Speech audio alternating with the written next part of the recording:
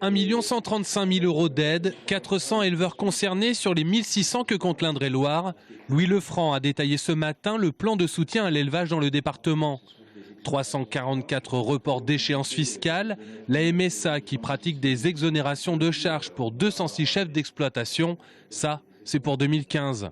On est dans un contexte de dispositif, de mise en place de mesures d'urgence pour les agriculteurs dont on a identifié que ils avaient de grosses difficultés de trésorerie.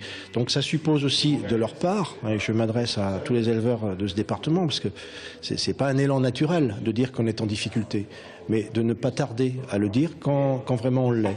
Chez cet éleveur de porc à Draché, on compte 370 truies, 217 hectares pour nourrir les bêtes. Ils sont 4 associés à faire naître les porcs solés, puis les engraisser.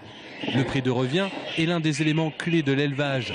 Pour un porc, l'alimentation, environ 250 kg par tête, représente 65% du prix de revient.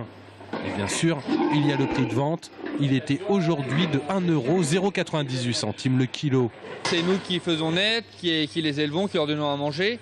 Et derrière, ça veut dire qu'on va les garder à peu près 6 mois, les animaux.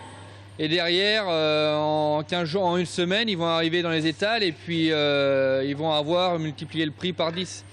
Alors à un moment, il faut aussi se poser la question, où vont les marges ? C'est que la libéralisation du monde agricole lui nuit. Même si, contrairement à la Bretagne, ici, les éleveurs cultivent aussi des céréales pour gagner en autosuffisance.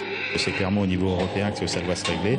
C'est de la régularisation de marché, parce que de toute façon, on est dans un marché où l'offre et la demande, c'est quand même ça qui conduit le prix. Et il suffit qu'il y ait aujourd'hui en lait, c'est 1% ou 2% d'offre en plus que la demande, et ça fait chuter le prix du lait de 30%. 2015 n'a pas été facile, a rappelé le préfet. 2016 sera difficile pour l'agriculture. Si bien qu'un accord avec les opérateurs bancaires, une année blanche, a été proposé aux éleveurs en difficulté. Une cinquantaine de dossiers ont déjà été déposés.